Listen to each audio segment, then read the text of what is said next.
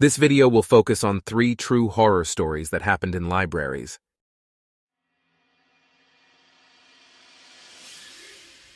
I used to work at the local public library when I was in my early 20s. I worked the night shifts as my second job, at least 3 times a week, after my first job. I would get there at 6 p.m. and work until closing time at 9 p.m. I was also responsible for locking up the place after closing. This particular incident happened on a Friday night, approaching closing time. Most of the other library staff had already left, and it was just myself and one female librarian left. After making the last call announcements to the remaining library patrons, I locked the front door. I proceeded to clean up the library, fix the chairs, empty the garbage cans, and restock the shelves with the returned books and DVDs. As I was restocking the books, I heard strange noises coming from the book aisles. Curious, I went to investigate and found books scattered on the floor. I sensed someone's presence in the library. I called out, announcing that the library was closed, but received no response. I continued with my work until I heard growling sounds coming from the children's section. When I approached the source of the noise, I found a woman wearing a nightgown throwing books off the shelf and making strange animal-like sounds. Feeling alarmed, I ran back to the office and locked the door, closing the blinds. I called 911, reporting the situation and requesting an ambulance. While on the phone, the woman appeared at the office window, banging on the glass and exhibiting erratic behavior. The police and an ambulance arrived shortly after. The woman was apprehended, handcuffed, and taken away in the ambulance. To this day, I don't know what she was under the influence of, or how she gained access to the library. It left me unsettled and cautious about being alone in the library after closing. When I was a child, my mom used to take my brothers and me to the local town library. On one particular day, we had been at the mall, and I still had some ice cream left on my hand from the ice cream cone we had at McDonald's. We arrived at the library, and I started playing computer games in the kids section while my mom went off to do her thing.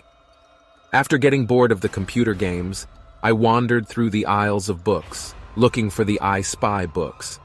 As I moved through the library, I heard someone say, "Peekaboo," from behind me. I turned around but saw no one there. Confused, I continued my search for the I Spy books. Again, I heard the voice saying, "Peekaboo," and this time, I noticed a man's face peeking out from behind a shelf. He started a conversation with me and offered to help me find the I Spy books. I followed him to a table where we started looking through the pictures. As we played, the man mentioned a kid's playroom downstairs, which I had no knowledge of. Curious, he led me to the basement where there was indeed a playroom. However, things took a dark turn when he turned off the lights in the playroom and suggested we play hide and seek. Frightened, I managed to escape from him and ran back to my mom, who was at the front desk. The incident left me shaken, and I never found out what his intentions were or how he had entered the library undetected. It made me wary of strangers and cautious about venturing alone in the library. During my college years, I had a busy schedule with classes and an internship. To manage my workload, I often stayed late at the university library. One Wednesday night, I was studying for 2 exams scheduled the next day. As the library quieted down, a man in his upper 20s sat down at the same table as me. He struck up a conversation, asking if I was taking a specific economics course.